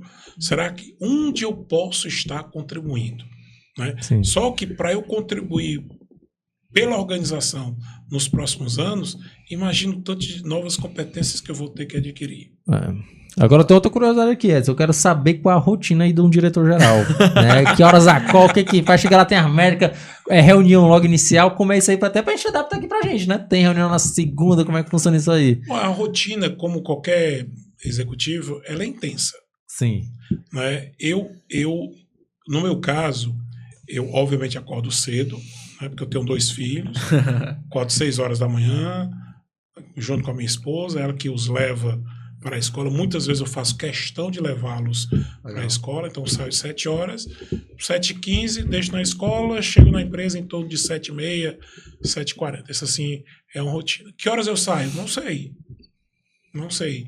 Né? Depende muito do dia. Mas normalmente, pós-empresa, depois das 19 horas, ainda vou para eventos. Sim. Então, muitas vezes a minha jornada, ela se estende de 7 da manhã até as 23 horas. Aí você pergunta, e minha família? Bom, aí eu tenho um braço muito forte que é a esposa. Eu tenho um apoio familiar, onde eu tenho uma companheira que me auxilia. É o que eu posso dizer a todos os jovens, né? Construa isso. Porque hoje eu louvo a Deus o fato de eu ter uma companheira que me permite trabalhar, ser o provedor do lar, me dedicar integralmente ao meu exercício profissional, e eu sei que em casa está sendo cuidado. Meus filhos estão sendo bem cuidados. E quando eu chegar mais tarde, meus filhos, eu os abraço. Não que eu não exerça atividade dentro de casa, mas saber que se ele estiver doente, muitas vezes a minha esposa o leva para o hospital. Quando eu chego em casa, ela já diz, porque eu levei. Mas por que você não me ligou? Não, porque eu não queria deixar você... Era uma coisa simples. Parceria total. Então, pronto, é uma parceria. Legal. Então, a rotina de um executivo, né, eu entendo que requer um apoio familiar. Mas é bom ter esse alinhamento aí, parece uma governança também. Né? Isso. Não, olha, a família é uma outra empresa. É uma família, pronto. É um acordo entre porque tipo assim, você falou sobre isso e ela exerce um grande papel, que é justamente isso. Eu não seria quem eu sou hoje sem o papel da minha esposa, do meu que me dá esse apoio. Obviamente, há um aspecto também de um executivo de ter o seu cuidado espiritual. É um pilar que eu considero muito forte. Sim. Aí é uma decisão individual daquilo que lhe traz um suporte espiritual. Porque esses pilares profissional, empresa, né? De competência, né? competências. Lidar com esses pratos não é uma coisa muito simples, né? Eu sempre costumo olhar para mim, por exemplo, eu preciso fazer atividade física. Eu preciso, e muitas vezes esse é um embate. E coincidentemente eu vi que nós estamos num perfil cada vez mais de diretores, de executivos que tenham são valorizados aqueles que têm atividade física. A gente falou isso até em um Eu podcast, acho que é né? porque saiu na Forbes, né? Parece que é assim. Não, mas a gente falou até isso no podcast, que o perfil do executivo hoje não é aquele cara, né, assim, acima do peso, né? Isso! Hoje ele performa na empresa, mas também fora, né? Pronto. Sim. Aí eu olho para mim e digo, cara, eu preciso corrigir. Eu preciso ir em busca disso. Eu preciso, não de atalhos. Sim, Eu sim. poderia fazer uma Sim, bariátrica. Poderia. Já pensei nisso, não. Mas, cara, eu vou para um caminho mais difícil. Porque eu preciso voltar a essa rotina. Então, aos poucos eu estou voltando. Legal. Aos poucos eu estou construindo. Porque pelo aspecto da ansiedade, aí os psicólogos, os psiquiatras, né, você acaba gerando outros comportamentos inadequados na vida executiva. Então, o meu papel é esse equilíbrio entre saúde, que eu preciso ter, porque eu considero que eu tenho muita energia, mas eu posso ter muito mais energia se eu conseguir performar melhor na questão da saúde. Física. Então, assim, eu conheço, sei das limitações e preciso não fugir delas. Não fugir, eu tenho que encarar, eu estou com 54 anos e eu tenho que cuidar disso. Né? Porque eu não quero ser uma memória. Sim. Boa. Entende? Eu não quero ser uma memória. Eu quero ser uma coisa... Mas tem umas frases que... Era até legal colocar depois, né? Né? Porque Sim. hoje a medicina nos possibilita viver muito mais anos. Sim. Meu pai vai completar 90 anos. Sim, a expectativa de vida aumentou muito. Isso, então eu tenho que tornar a minha vida futura que ela tenha qualidade. Qualidade física, emocional, profissional, familiar. Isso, eu falei de espiritual? Falou. Espiritual e faltou financeiro aí. Financeiro. Problema financeiro. Né? Porque eu tenho que construir esse colchão, né? Para que lá na frente, né? Eu não me vejo aquele velhinho fazendo Uber, carregando cachorrinho. Eu não me vejo. Sim. E além de tudo isso, aí nem entra a questão do MBA, né? Da pós. Sim, sim. Mas tá falando do aspecto de dar aula? Porque, tipo assim, falou aí de família, né? A questão do trabalho. Porque você ainda dá aula. Ainda dá aula. Ainda dou aula. Porque, tipo, querendo, eu acho que da aula tem que ter toda a programação, aí teu dia tem o quê? né? Teu dia tem o quê? 32 horas aí? Exatamente. Então, agora imagina, né? Porque o MBA, normalmente, ele começa. Mas isso é porque porque você gosta? Tipo... Vou revelar um segredo. Vou dar um segredo. Porque o cara que já tem uma rotina dessa intensa, né? Se meter com a questão da educação, viu? Mas por que eu fiz a opção pelo magistério do ensino superior? Porque foi uma maneira que eu encontrei de me manter atualizado. Entendo o que eu estou querendo dizer. Entrar numa sala de aula hoje, o nível de exigência do aluno é muito alto. O aluno não concebe um professor entrar na sala de aula despreparado, porque senão você é cancelado. Sim. E isso traz para o professor uma obrigatoriedade de estar 3, 4, 20 passos à frente do aluno. Não que ele saiba mais, mas ele precisa ter esse conhecimento que possa ser confrontado e essa modelagem, esse design do conhecimento acontece na sala de aula. Então, por que eu gosto de ser professor? Porque isso me exige preparação, exige leitura, existe abordagem de novos conhecimentos, metodologias. Então, se eu posso dar um conselho, seja professor. Mas o ser professor, por incrível que pareça, eu vou usar talvez um clichê, quem mais vai aprender é você, não é o outro. E insisto no que eu estou dizendo. A sala de aula hoje, sou professor há mais de 20 anos, é muito mais uma modelagem do conhecimento. Se eu fosse dar aula hoje, aliás, se eu der uma aula hoje, como eu dava 20 anos atrás, hoje eu seria cancelado na internet. Porque o modelo de aula de 20 anos atrás era no ano seguinte outro, e a aula que eu vou dar no próximo semestre tem que ser diferente. Realmente, verdade. Né? As ideias, as trocas, e principalmente confronto de ideias. Então, assim, e aí falando das multigerações, por que é que hoje eu me sinto confortável de lidar com pessoas de 19, 60 anos? Porque na sala de aula eu enfrento isso. Eu tenho multigerações, cada um com a sua visão de mundo, seu entendimento, sua individualidade, com a sua plasticidade emotiva, enfim. Posso usar aqui vários termos. Agora, traga isso para uma organização. Então, assim, eu me sinto mais preparado como executivo porque eu sou professor.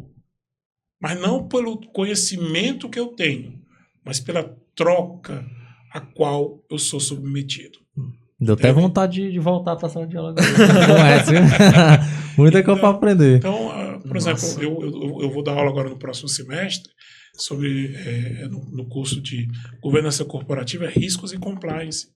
O que eu dei no ano passado, eu não posso simplesmente pegar o mesmo material e replicar esse ano, não. Ele tem que ser construído. Ele tem que, senão o aluno percebe. Verdade. Esse professor está meio desatualizado. É verdade. É porque eu tiro até por mim, né? Porque eu fiz a cadeira até de marketing na faculdade. A gente falava lá sobre público-alvo, né? Hoje a gente já fala muito mais avançado de ICP, né? Totalmente diferente, que você não via naquela época. Isso, né? Então, tipo, tudo vai mudar. A questão do design thinking, né? A gente não... Ixi, eu trabalhei muito com design thinking. Aí, de repente, gestão ágil. Então, tipo assim, isso, o Scrum. Então, são coisas que... Aí vai. Growth, né? Growth e tal. Então, vai... Growth. Então, vai ser... Growth hacking. Sim, vai sempre tá vendo? mudando. Entendem que a gente começa a se Total. aprimorar com essa... E é legal porque, tipo, se você vai vendo as coisas, às vezes, ele só enfeita o nome, que é a mesma coisa, né? Inventar Switch Sport, que é uma coisa mais direcionada, e assim vai indo, né? Então, acho que, de fato, a faculdade, ela tem muito a agregar, tipo assim, pra quem é professor, justamente por conta disso. Essa aprendizagem contínua. Agora, eu posso considerar como esse repertório novo como necessário. Sim. Né? O que é que eu estou querendo dizer? Óbvio que existe um consenso de um conhecimento que é a base. Mas a linguagem técnico-corporativa, ela se altera ao longo dos anos. Então é necessário, eu entendo de maneira positiva, né? O growth hacking. Né? Por exemplo, agora imagine se eu fosse falar sobre os 4Ps. Os 4Ps, eles são solidificados, são testados e validados pelo mercado. Mas eu trago entendimentos diferentes para dentro de uma organização. Por exemplo, eu posso falar dos 4Cs. Sim. Que é os 4P: produto, preço, prazo e promoção. Aí, isso é a ótica de dentro da organização para fora. Agora, a aula de marketing. Aí, a visão de quem é de fora para dentro são os 4Cs. Aí, o produto eu substituo por custo. Sim, já é. O preço, o produto... Perdão. Produto cliente. Preço por custo. Sim. Praça por conveniência e promoção por comunicação. Então, eu tenho cliente, custo, conveniência e comunicação. Agora, óbvio que existe outros Cs, de consumidores, enfim, eu posso ir desmembrando, mas a teoria básica era necessária ser trabalhada. Fora as eras que a gente vai passando, né, de revolução que tem. Isso. Porque, tipo, a gente tá numa era agora que o pessoal fala que o cliente é o centro, né, e muito mais a fundo, né, que na verdade... User experience, né? Então, tem tanta... Então, assim, eu vejo com bons olhos. Sim. Porque isso, né, é óbvio. Sabe quem é que não gosta? Quem não quer aprender. Sim, verdade. Isso é invenção. Não, pai, não quer aprender. Verdade. É um repertório novo. Não é para estar enfeitando, né, É óbvio que há momentos que você tem que equilibrar isso daí. Sim, sim. Legal, massa. Meu amigo, acho que Que a aula, gente né? não, a gente permeou aqui por diversos assuntos que dá uma aula pra cada coisa aqui. Acho que dá pra gente cortar aqui, ó, Massa, vários temas que a gente Feliz abordou aqui. hoje. Acho que Massa. o papel de um executivo é esse. Percebe? O papel de... Quanto tempo aí já? Não é porque ele tem que zerar ali, senão apita. Ah, vai apitar? O papel do executivo é esse. Na verdade, acho que o nosso, né, assim, não reter, né? Eu acredito.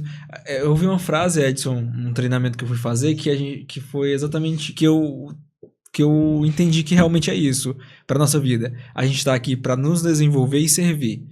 Né? Então, quanto mais eu me desenvolvo, mais eu aprendo, mais eu me capacito, aí mais eu sirvo, mais pessoas são beneficiadas. É isso.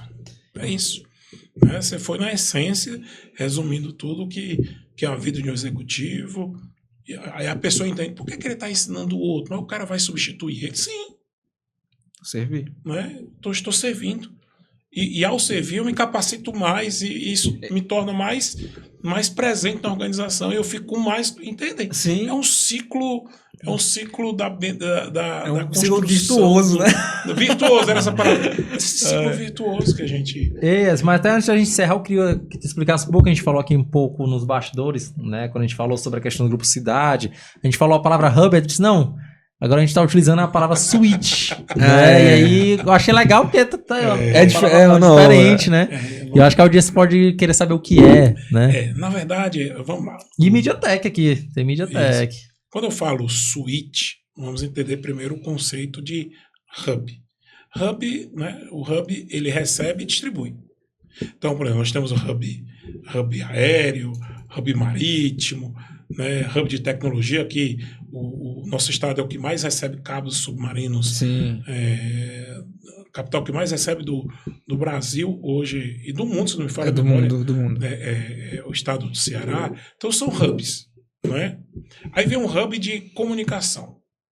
Por que nós somos hub? Sim, nós somos... entramos nessa temática porque nós recebemos e distribuímos. Quando eu coloco a palavra switch é um patamar acima. Sim. Eu não estou inventando a roda. Eu estou trazendo um entendimento de mercado que o que é um switch? O switch, ele não, além de hub, ele é um produtor, ele é um equalizador, ele é um transformador. Então, eu estou querendo trazer o entendimento que o grupo é muito mais do que um receptor e distribuidor. Né? Porque é muito mais que isso. É muito mais do que isso. Porque nós fomos moldados a sermos mais do que isso pelo próprio mercado. E aí vem, por que eu usei o termo MediaTek? Nós estamos caminhando também para nos tornarmos uma MediaTek. Uma MediaTek está ligada intimamente a um switch de ideias, a um switch de comunicação. Então, o switch é um equipamento, se você pesquisar o que é um switch, ele é um equipamento que comuta, que transforma, que equaliza. Sim. Então, eu trago isso para a realidade de um grupo de comunicação, que é muito mais do que hub, e levo ao entendimento que nós estamos trilhando um caminho para nos tornarmos uma MediaTek. É uma empresa de tecnologia em mídia. Mas uma MediaTek, ela além de produzir, ela também comercializa produtos que nem são seus.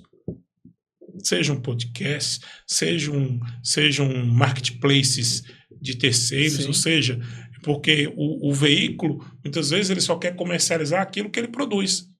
Mas uma empresa de tecnologia, ela abraça vários players, vários mercados, vários ecossistemas, essa palavra que a gente usa tanto. Então, esse é o papel de um grupo de comunicação.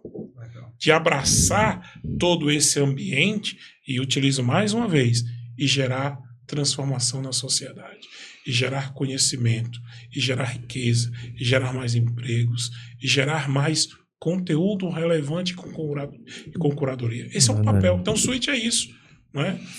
Não menosprezando o papel do hub, mas se tornou tão pequeno ser um hub, né, que a gente nós somos um switch.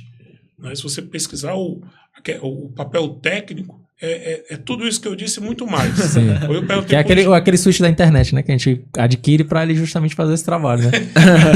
eu perguntei para o engenheiro nosso, switch é isso? Ele disse, é isso e muito mais.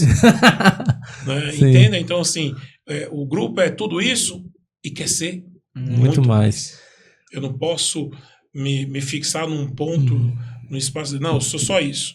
Então, isso é parte do processo de posicionamento, de entendimento de organização, de contribuição para a sociedade. Fora que o meio de comunicação, né? Todos eles ele tem um papel fundamental, né?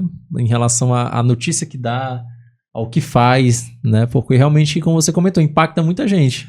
Então tem uma responsabilidade muito grande quanto a essa sociedade. Isso, e a gente vive um período onde a informação ela está extremamente pulverizada. Os veículos, deixa eu tentar traduzir o que eu estou dizendo. Não é que a gente tenha perdido espaço para as plataformas digitais. Pelo contrário, eu reforço o que eu disse. As plataformas elas estão aqui para agregar. Mas um veículo de comunicação, nós que somos Record no Ceará, nós que somos emissoras como Jovem Pan, nós temos 2, Rádio Vintage, como citei, Cidade AM, 99 FM, né? Então, assim, Atlântico Sul. Sim. Então, assim, o que sai dessas emissoras tem que ter curadoria. Nós temos uma responsabilidade muito grande. Então, assim, essa jornada de conteúdo, ela necessita de muita responsabilidade. Então, é isso que a gente procura levar para a sociedade, né, para o consumidor. Existem, se não me falha a memória, quase mais de 300 milhões de canais no YouTube. Eu não recordo bem. É por aí. ou muito mais. Isso tem que ser entendido como uma dinâmica de mercado. Sim. Mas como saber se o que está sendo entregue por aquele canal é um conteúdo relevante de qualidade? Sim. Ou é um conteúdo dito e que gera, na verdade, dano? Uhum. Aí vem a história das fake news, né? Que não é o assunto, mas uma notícia mal elaborada e entregue de maneira incorreta, ela gera um dano muito grande. Verdade. Então, o papel de um grupo de comunicação é a curadoria. Principalmente agora que está chegando a questão do meio político, né? Então tem que ter essa atenção máxima, né? Quanto a isso. Então, porque gerou um debate muito grande na época, realmente, de fake news, tudo que era veiculado na internet, porque é uma notícia que se espalha muito rápido, né? Aí vem um movimento agora de revalorização dos veículos tradicionais. Sim. Exatamente porque nós temos CNPJ. Nós temos diretrizes e que são importantes serem cumpridas porque nós seguimos parâmetros de mercado. Tem diretrizes uma fundamentação, né? Então, existe uma necessidade, uma obrigatoriedade de curadoria na notícia. Né? Então, esse é o papel que eu considero crucial para todos os grupos de comunicação, sejam rádios, de internet. Como é ruim você acessar a notícia e ficar na dúvida, isso é verdade ou é mentira? Como isso é ruim hoje, né? Então, aquela dúvida, assim. Isso é verdade. Será que... E aí viveremos o momento onde nós questionaremos muitas vezes se aquele vídeo é real ou não. Se aquela matéria ela foi produzida ou não, se aquele áudio foi feito de maneira enganosa ou não. Se a pessoa falou o que ela falou mesmo. Porque até as vozes hoje elas podem ser reproduzidas. Então, assim, é cada vez mais uma necessidade de... O conteúdo ele está afunilando, no sentido de afunilando para a curadoria e responsabilização. Né? Legal. Então, por isso que... por exemplo, o que eu falo aqui no Clubecast, ele tem que ter um respaldo. Eu sou uma pessoa física e ao mesmo tempo que eu represento uma pessoa jurídica. Então, eu não posso falar algo que não esteja dentro do meu dia a dia. E tudo que eu falo aqui, eu tenho que ter uma responsabilização. Eu serei responsável. Isso é o que nos cabe como comunicadores, como gestores, de construirmos essa informação que ela chegue de maneira concreta e real. acredito que esse seja o embate que nós viveremos nos próximos anos, porque a inteligência artificial, ela também, se mal usada, ela traz um dano muito forte. Como você disse, imagina a minha voz ser produzida para falar algo que eu não disse. E até que aí se diz uma coisa, existe um termo, que enquanto a mentira dá 3 voltas ao mundo, a verdade está calçando os sapatos. Mas até que se prove o contrário, o seu vídeo já viralizou. Aí a reputação já foi destruída, a pessoa já foi cancelada, e você não teve nem tempo. O tribunal da internet já lhe julgou. Já julgou, verdade. Muito rápido. Esse dia eu estava ouvindo um podcast que ele falou justamente isso. Eu não lembro qual era o case, mas era um cara de fora que produzia conteúdo. Ele demorou, acho que foi 5 anos para se tornar referência no que ele fazia, e aí um seguidor dele que não gostou de algo que ele falou, produziu um vídeo mudando a voz ou o contexto do que ele tinha falado, e aí ele perdeu patrocínio, perdeu várias coisas que ele tinha construído por conta disso aí. Então, logo mais, óbvio que todas as verdades serão questionadas. Sim. Então, óbvio que a gente vai ter que buscar empresas, ecossistemas que são validados. Então, essa pulverização, de uma certa maneira, ela foi boa no início, mas está sendo prejudicial nesse momento. Não que o poder, não é porque os grandes grupos estão perdendo poder. Não, pelo contrário. Os grandes grupos estão se modernizando. É isso que eu ia perguntar sobre o futuro da comunicação mesmo.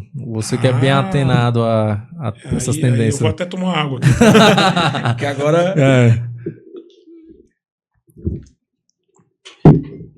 Essa é aquela pergunta que nós não sabemos o que virá. Sim. Nós podemos procurar entender o que vai acontecer. Eu gostei da TV 3.0 aí.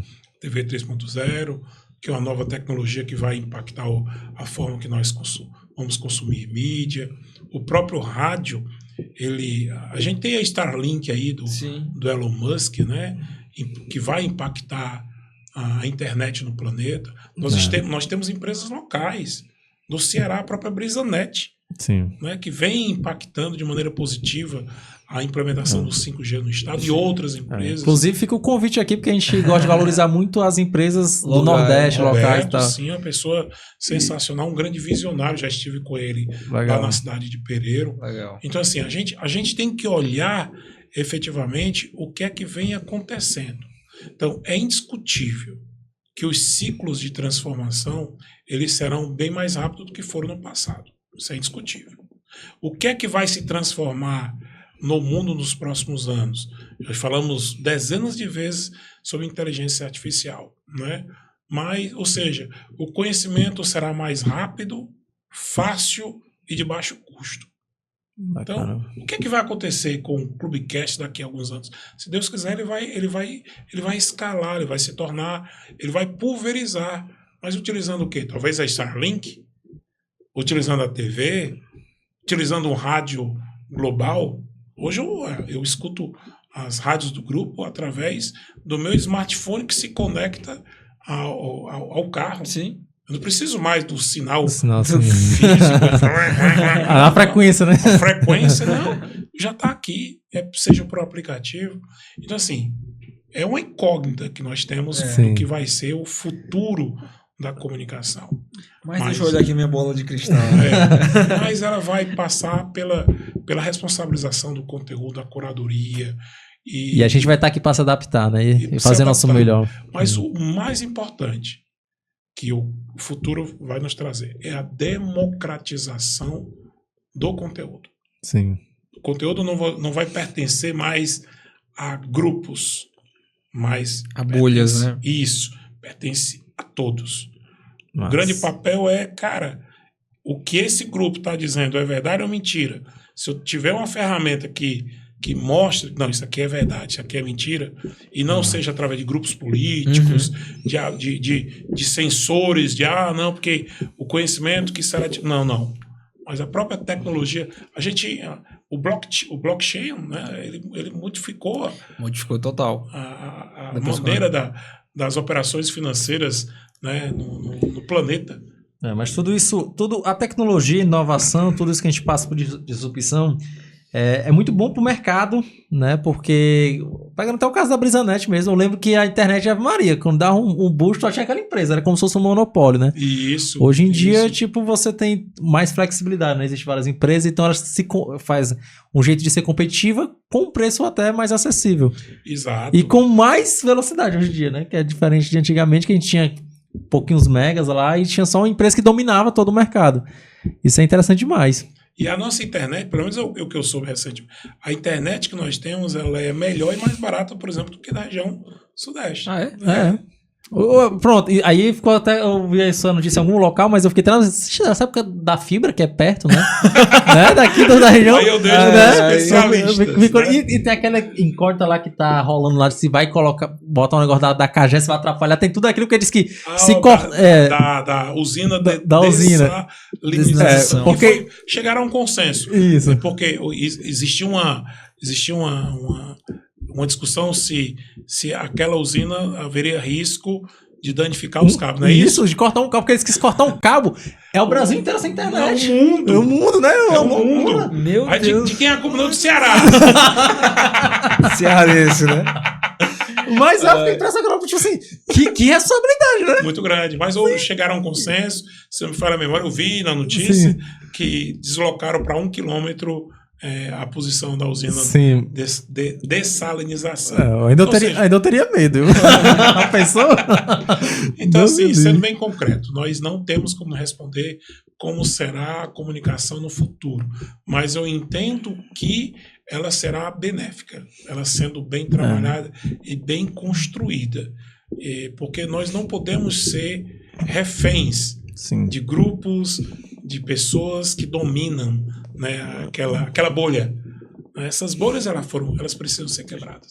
É assim que eu entendo o futuro, com muita responsabilidade da comunicação dos próximos anos. E pessoal, com tudo isso, né, com toda essa aula aí, a gente encerra aqui o Clubecast. Mas antes de mais nada, Edson, a gente sempre faz aqui, inclusive, um sorteio para audiência, né? A gente posta a nossa fotozinha da thumb e tal. A gente queria saber se você quer, tipo, oferecer um livro, o que poderia livro que ser. você leu, alguma Um coisa. kit lá do Grupo Cidade.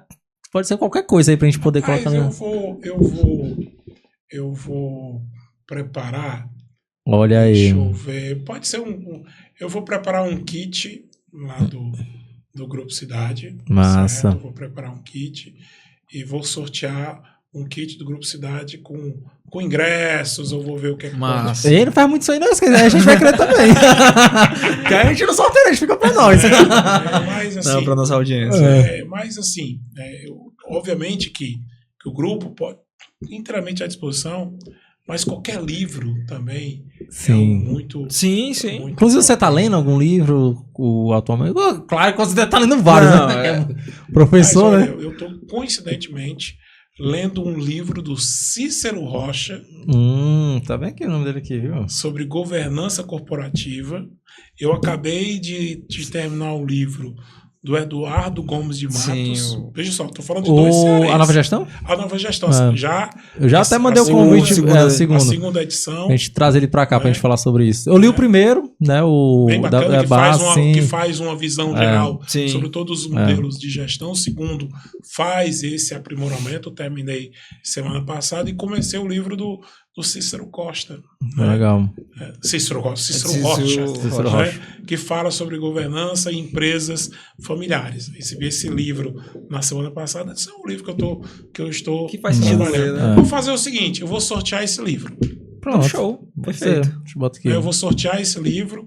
Eu tenho esse livro tanto do Cícero quanto o livro do Eduardo Gomes de Matos. Massa. Pronto. Perfeito. Então o kit é os dois livros. Os dois livros. Pronto, Perfeito. ficou legal. Aí, Fica bacana.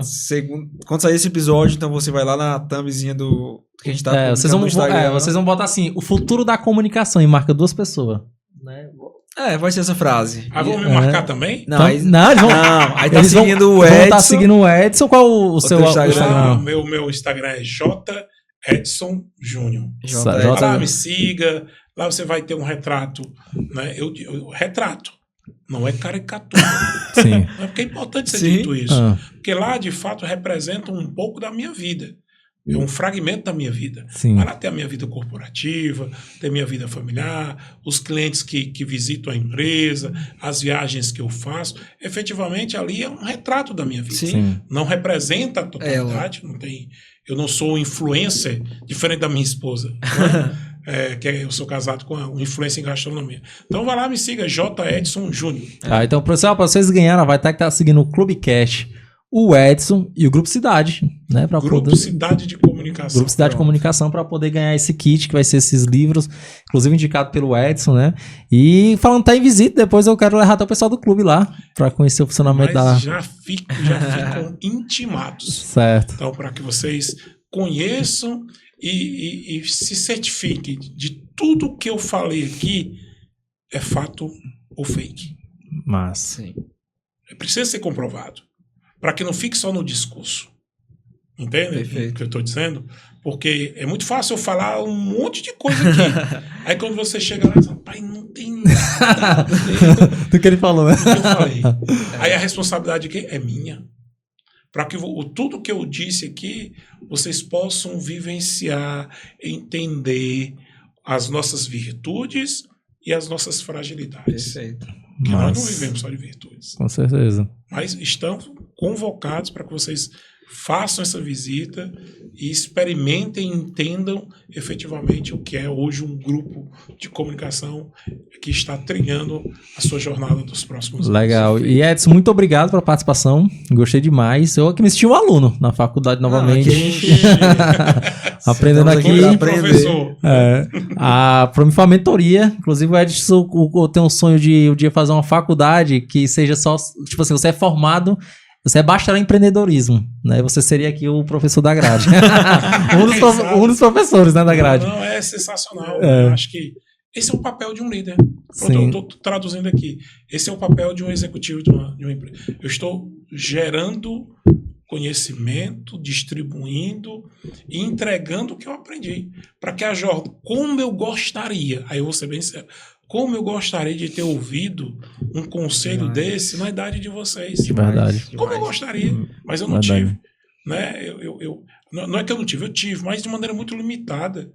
Hoje, como as pessoas têm acesso a conteúdo de qualidade? Verdade. Como podem escalar muito mais rápido sabendo fazer isso? Né? As dores seriam muito menores. Sim, e essa é a nossa missão aqui com o Clube Cash, realmente trazer convidados, né, como você, para trazer uma mensagem que às vezes é uma palavra, uma frase que você vai falar que o cara, nossa, é isso que eu preciso fazer agora. Então, né, a gente tá leva aqui... essa mensagem de empreendedorismo, eu gostei muito, que ele falou assim, gerar riqueza, né? Exatamente. Que é emprego, renda, isso é o que eu sempre... Crucial. O que eu sempre prego aqui também na questão até do clube, né? Que, tipo assim, quando a gente valoriza o empreendedorismo, quando a gente valoriza essa questão desse ecossistema empreendedor, está gerando mais riqueza e isso é importante para nós. Lógico. Para o nosso estado, para o nosso país. Né? Nós temos uma renda per capita baixa, nós vivemos num estado que tem fortes desigualdades sociais, né? E a gente precisa, como empreendedor, como executivo, quando eu digo gerar riqueza, é mudar essa situação. Sim. Né? Como é bom gerar mais oportunidades de emprego. Como é bom abrir. Como eu fico triste quando o negócio fecha. Nossa, dá uma dor assim. Né? Óbvio que existem muitas variáveis incontroláveis. Mas como é bom quando o negócio abre, que se expande, prospera, né? Que prospera, quantos empregos são gerados, quanta riqueza é entregue à sociedade, às famílias que são impactadas. Né? São impactadas, empregos diretos e indiretos. Bom, aí vem um papel do empreendedorismo no Brasil. É isso aí. E pra gente não esticar mais ainda, né, que o Lucão quer ir embora, a gente encerra por aqui, galera. E, claro, né, vocês estão acompanhando a gente pelo YouTube, não deixe de se inscrever no canal, né, a gente tá nessa evolução de ser o maior podcast aqui de negócio e empreendedorismo. Então vocês também podem colaborar com isso. E no Spotify, dê 5 estrelas. E mais uma vez, Edson, brigadão. Obrigado. Tamo junto, foi um papo sensacional. Eu agradeço essa troca de ideias, esse compartilhamento. E me sinto lisonjeado. A gente está aqui entregando um pouco do que eu sei. Porque eu tenho muito mais a aprender com vocês. Parabéns. Obrigadão. E é isso aí, pessoal. Até o próximo episódio.